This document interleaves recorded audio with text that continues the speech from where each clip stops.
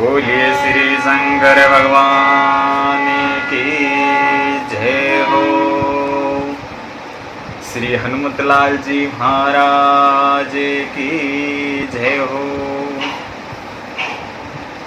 गुरु गणपति और शारदा संत राम महाराज मोहन का परिणाम सभी सुधारो काज गुरा सभी सुधारो काज।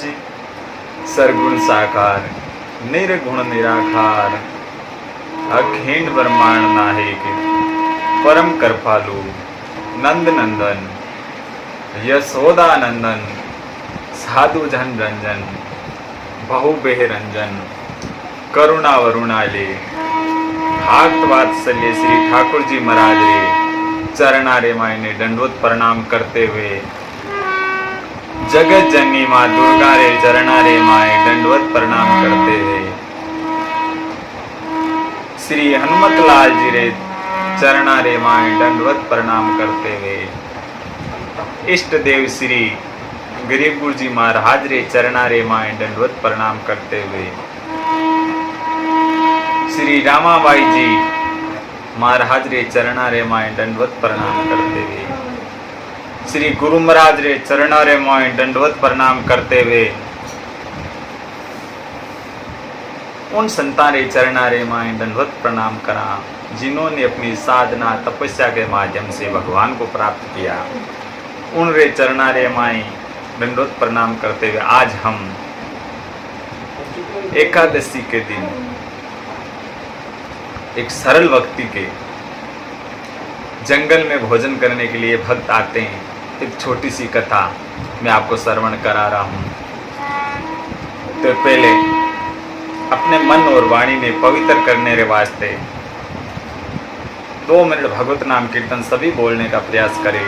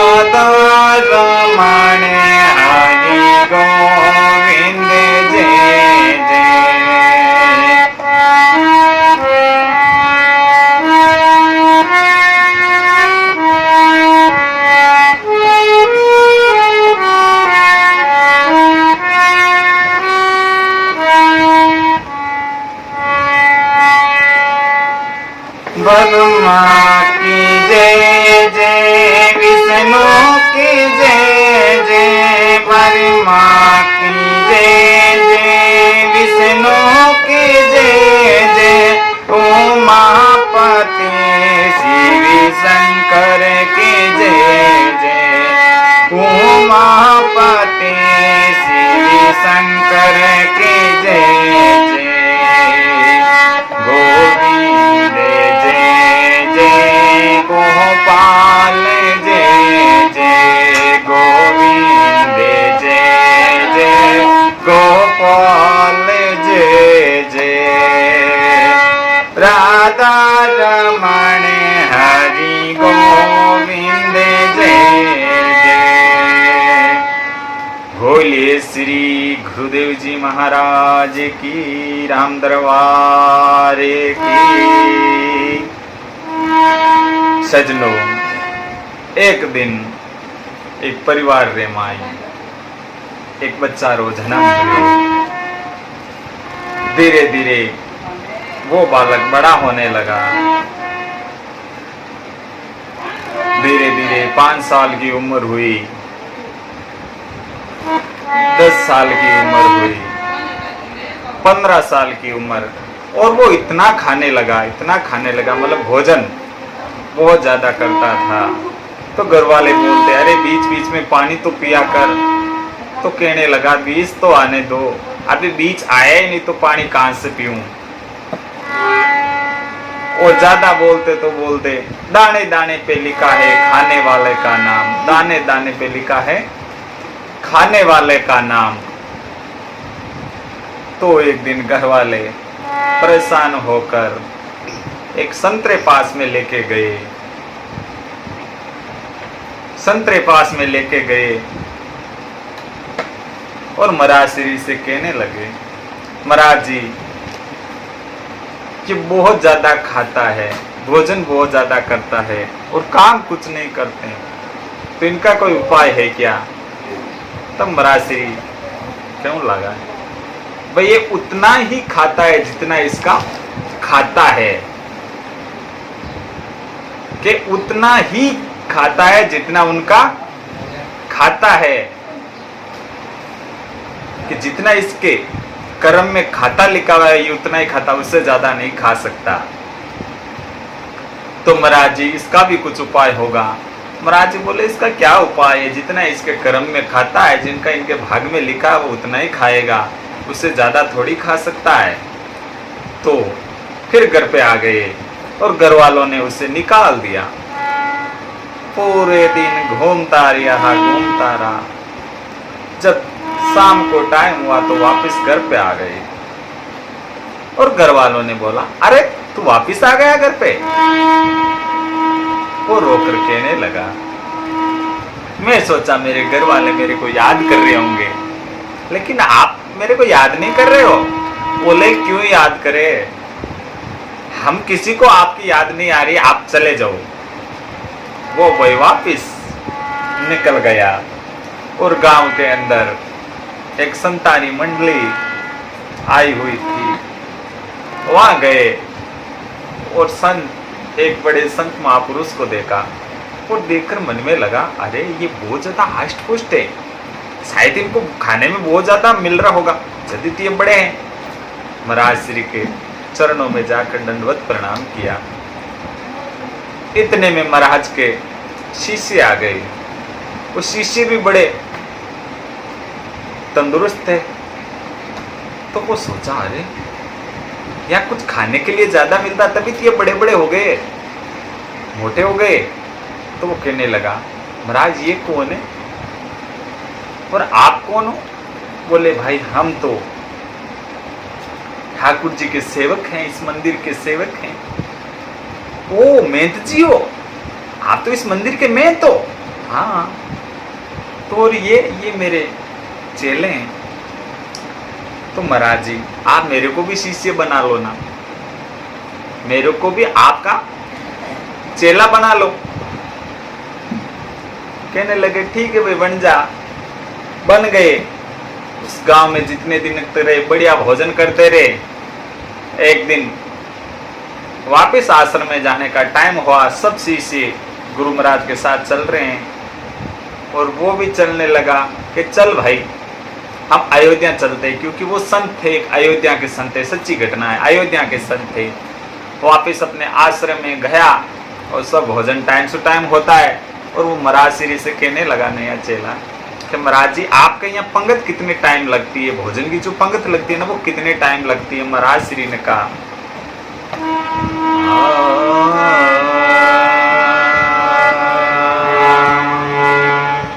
क्या भाई यहाँ पर पंगत है वो 5 बार लगती है।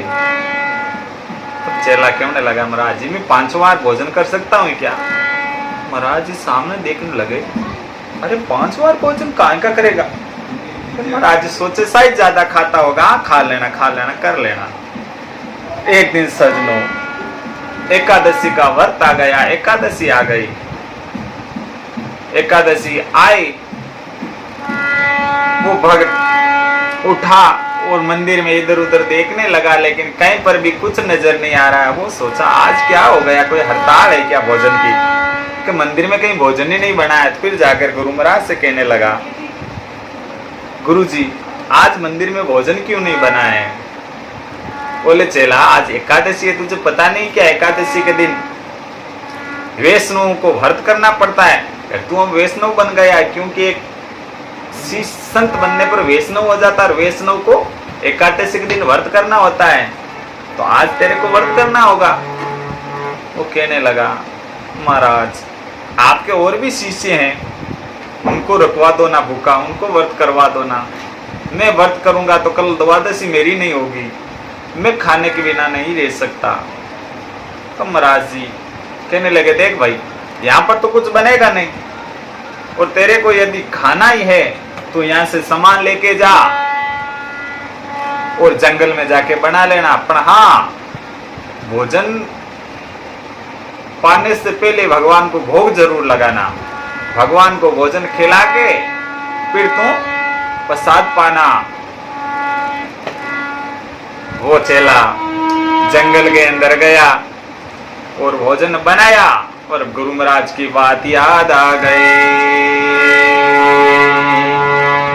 तो भगवान के भोग लगाने लगा। अरे राजा राम आए, ओ राजा राम आए हैं, ओ प्रभु राम आए, ओ मेरे भोजन का भोग लगा जाए है। ओ राजा राम आए, प्रभु राम आए, मेरे भोजन का भोग लगा जाए है। ओ साजा राम आई है, प्रभु राम आई है, ओ मेरे भोजन का भोग लगा जाई है, ओ मेरे भोजन का भोग लगा जाई है। तभी भगवान नहीं आए तो और कहने लगा, अरे आज बनी अरधान आरती यही में मानी, अरे आज बनी अरधान आरती यही में मानी। अरे रूखा सूखा खाओ प्रभु जी, पियो नदी का पानी, राजा राम आइए, सीता राम आइए, मेरे भोजन का भोग लगा जाइए, ओ मेरे भोजन का भोग लगाइए। फिर भी भगवान नहीं आए तो कहने लगा, हाँ आप जरूर सोच रहे होंगे कि यहाँ पर रूखा सूखा कौन खाएगा, कौन नदी का पानी पिएगा। हम तो मंदिर में जाएंगे और बढ़िया 56 प्रकार के व्यंजन जिमेंगे, 56 प्रकार के भोजन का भोग लगाएंगे। पर भगवान जी, राम जी, आप उनके भरोसे भूखे रह जाओगे। वहां पर तो आज एकादशी है। तो कहने लगा, अरे भूल करोगे यही तज दोगे, भोजन रूखे सूखे। अरे भूल करोगे यही तज दोगे, भोजन रूखे सूखे। एकादशी आज मंदिर में, एकादशी आज मंदिर में, बैठे रहोगे भूखे, राजे राम आई, सीता राम आई है, मेरे भोजन का भोग लगा जाइए, मेरे भोजन का भोग लगा जाइए। इतने में तो भगवान प्रकट हो गए। अब वो भगत देखने लगा तो मन ही मन सोचने लगा कि गुरु महाराज तो बोले थे कि एक भगवान आएंगे लेकिन यहाँ पर तो नीलाम नीलाम्बुज श्यामल कोमलांगम सीता समारोपित वहामि भागम पाणुमासायिक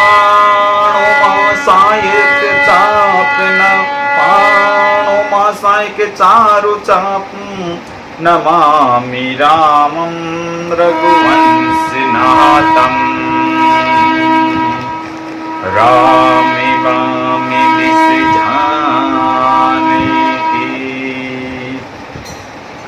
भगवान अकेले नहीं आए, भगवान के साथ में भगवान की धर्म पत्नी सीता मैया भी साथ में आ गई।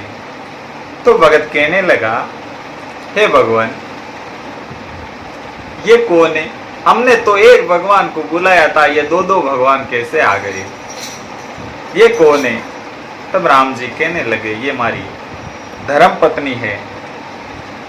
तो महाराज, हे भगवान आप अकेले ही आ जाते।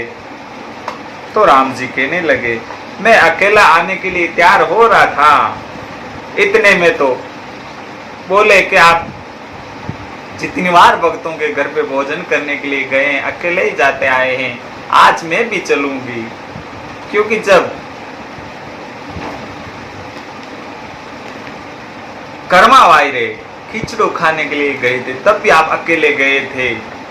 विदुर जी रे घरे रोटलो खाने के लिए गए थे, तब भी आप अकेले गए थे। विदुर जी रे घरे भोजन किया, अकेले का छिलका खाए, तो भी आप अकेले खा के आ गए। नामदेव जी महाराज रे घर पे आप अकेले खा के आ गए। तो आज कम से कम इस भगत के घर तो मेरे को भी लेके चलो। तो ज्यादा हट किया तो मैं इनको लेके आ गए। अब वो भगत कहने लगा कि थोड़ी बहुत एकादशी आज मेरी यही करवा ही देंगे, क्योंकि उस भगत ने 5 ही रोटी बनाई थी। तो सब जीमने के लिए बैठे, कभी रोटी के लिए रोटी की तरफ देख रहा है, कभी भगवान की तरफ देख रहे हैं। भगवान बोला, क्या हो गया भगत? बोले कुछ नहीं हुआ, आप जी में भोजन पाओ। नहीं, फिर भी कुछ नहीं हुआ। 2 रोटी उसने पहली बार थाली के अंदर परोस दी और भगवान और सीता जी कहने लगे, भोजन बड़ा स्वादिष्ट बनाया। बोले स्वादिष्ट बनाया तो फिर अगली बार और ज्यादा खिलाएंगे, अब इतना ही है। क्योंकि वो समझ गया एक ही रोटी बची है और ये भी आप मांग लोगे तो मैं क्या खाऊंगा, इसलिए स्वादिष्ट बनाया, तो अगली बार जल्दी आना। अब मंदिर में गया और फिर एकादशी आई और गुरु महाराज से कहने लगा, गुरु महाराज आज थोड़ा सा सामान है वो ज्यादा देना, क्योंकि आप तो बोले थे एक भगवान आएगा, वहां पर 2 भगवान आते हैं, इसलिए थोड़ा सा सामान ज्यादा देना। गुरु महाराज समझ गए कि शायद भूखा रहा होगा, इसलिए मांग रहा है। भंडारी को बोल दिया है, भंडारी जी थोड़ा सा सामान इनको ज्यादा देना। गया, फिर भोजन बनाया, भोजन बनाकर फिर भगवान को पुकारा, हो राजा राम आए, हो सीता राम आए, वो प्रभु राम आए हैं, वो मेरे भोजन का भोग लगाइए। वो राजा राम आइए, सीता राम आइए, मेरे भोजन का भोग लगाइए। वो मेरे भोजन का भोग लगाए। इतना पुकारते ही भगवान तो आ गए, जैसे भगवान वेट ही कर रहे होंगे। आए और वो भक्त देखने लगा, अरे पहली बार आए थे तब 1 को बुलाया 2 आ गए, आज 2 को बुलाया 3 आ गए। तब भगवान को कहने लगे, भगवान ये कौन है? आपको तो जान गए, पहली बार आए थे, ये आपकी धर्म पत्नी सीता मैया है, आप भगवान हो, लेकिन ये कौन है? भगवान कहने लगे रामे वामे दिस जाने के लखनी दायनी ओर। ये तो मेरे छोटे भाई लक्ष्मण हैं। भगत कहने लगा ये छोटे भाई आपके लक्ष्मण हैं, लगते तो नहीं हैं लेकिन होंगे। तो कहने लगे भगवान आपके परिवार को खिलाने का मुझे क्या ठेका लगा रखा है? पूरा टेंडर मेरे नाम ही है क्या? आपके पूरे परिवार को, पूरे भगवान को जिमाने का? भगवान हंसने लगे, नहीं नहीं ऐसी कोई बात नहीं है, हम दोनों आ गए थे, लेकिन हमारे ये प्रिय भाई हैं, बहुत ज्यादा इसका लाड रखते हैं, इसलिए ये बोले भैया मैं भी चलूंगा भगत के हाथ की रोटी जीमने के लिए। तो ये भी आ गए। उस दिन उस भगत ने 7 रोटी बनाई थी, सोचा 4 इनको खिला दूंगा, 2 आएंगे 4 इनको खिला दूंगा और 3 मैं खा लूंगा। लेकिन फिर सोचने लगा ये तो 3 आ गए। फिर उसने सभी को बिठाया है और भोजन करने के लिए 2-2 रोटी परोसी, 1 रोटी बाकी रही है। भगवान आप तो मुझे एकादशी आदि तो करवा ही दोगे। सब भगवान फिर भोग लगाया। राम गया पे जय कसने गया दुखी जाए, मई मामा परेशादे की बाबू भोग लगाए। अब भोग लगाने लगे तो लक्ष्मण जी कहने लगे भोजन बड़ा स्वादिष्ट बनाया है। इतने में कुछ सीता मैया बोले, उनसे पहले ही वो भक्त बोलने लगा अच्छा भोजन सुंदर बना, स्वादिष्ट बना, तो अगली बार जल्दी आना, मैं आपको ज्यादा खिलाऊंगा। क्योंकि ये जो 1 रोटी बची ये भी मत मांग लेना।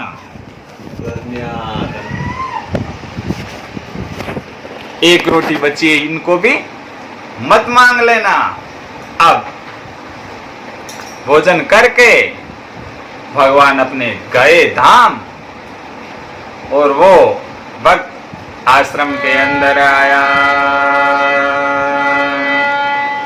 आकर फिर एकादशी आई।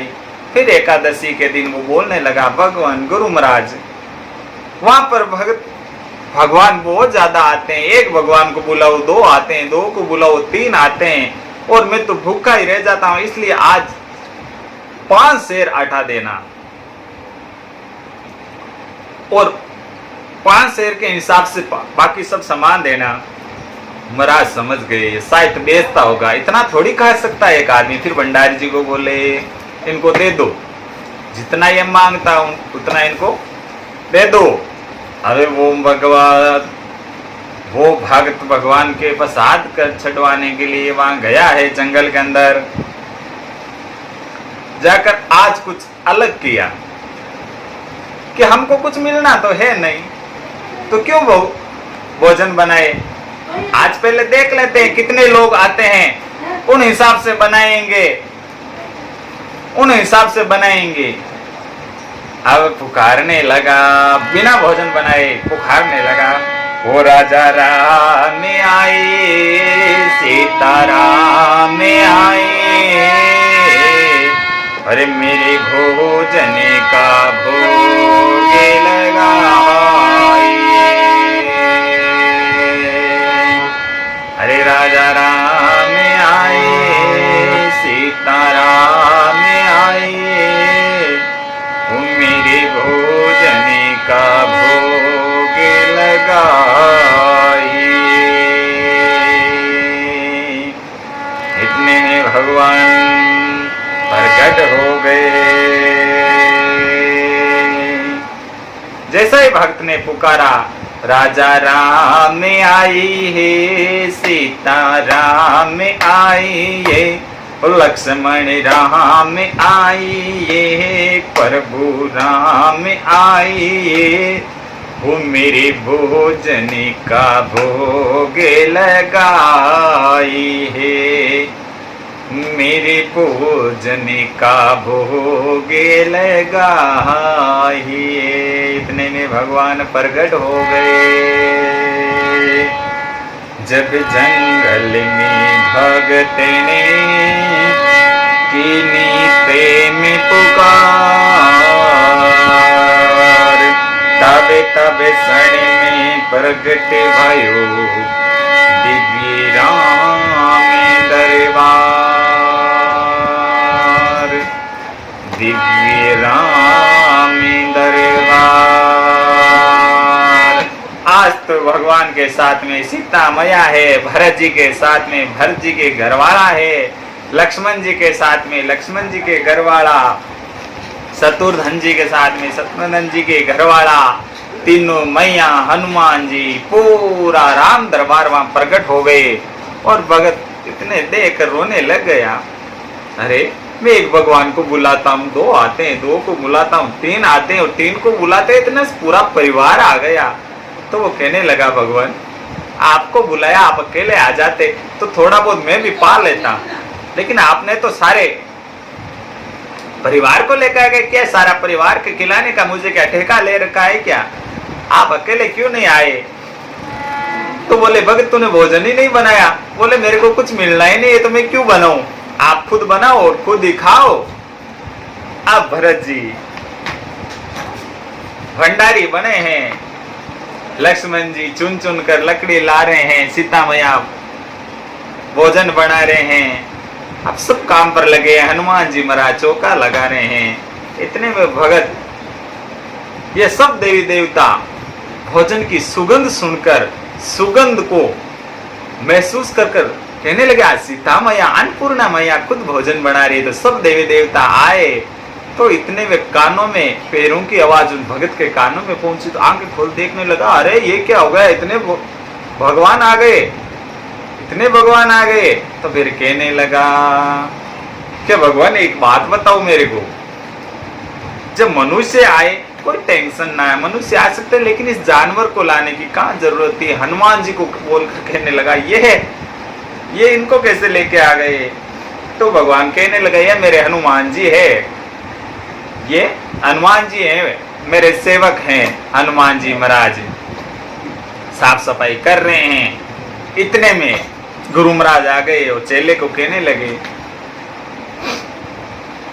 अरे चेला तूने भोजन क्यों नहीं बनाया? बोले भगवान आप आ गए गुरु महाराज, ये देख लो ना कितने भगवान आ गए, मेरे को खाने को कुछ मिलता नहीं तो मैं क्यों बनाऊं? अरे बोले कहाँ कुछ दिखाई नहीं दे रहा है। बोले आपको दिखाई नहीं दे रहा है? फिर भगवान से प्रार्थना करने लगा, भगवान मेरे गुरु महाराज को दृष्टि दो ना, गुरु महाराज को भी दर्शन दो, क्यों यदि आप गुरु महाराज को नहीं दिखोगे तो मेरे गुरु महाराज मेरे को झूठा साबित कर देंगे। तब भगवान कहने लगे ये तेरे गुरुजी सरल नहीं है, सरल के बिना हम किसी को नहीं नजर आएंगे। तब वो शिष्य कहने लगा गुरु महाराज ये भगवान बोल रहे आप सरल नहीं हैं। इतना सुनते ही गुरु महाराज तो रोने लगे, सरल नहीं तरल हो गए। बहुत ज्यादा खुशी के आंसू बहने लगे कि आज काश मैं भी सरल होता तो आज भगवान के दर्शन करता।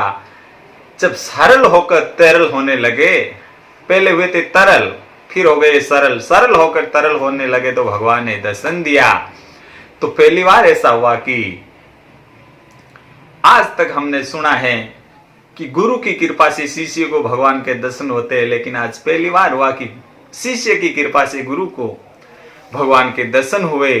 तो भगवान ने कहा जो सरल होते हैं उनको मैं दर्शन देता हूं, उनके कोई काम में रुकावट नहीं आती है। और सरलता का अर्थ है से सीता मैया, रे से राम, ले से लक्ष्मण, जो हृदय में बस जाते हैं वो ही सरल होते हैं। तीनों आत्मा किसी के हृदय में बस जाती है वो तीनों से आदमी सरल हो जाता है। जो सरल होता है उसका कोई काम नहीं अटकता है। बोलिए श्री गुरुदेव जी महाराज की जय हो। रामचंद्र भगवान की जय हो। राम राम राम राम राम।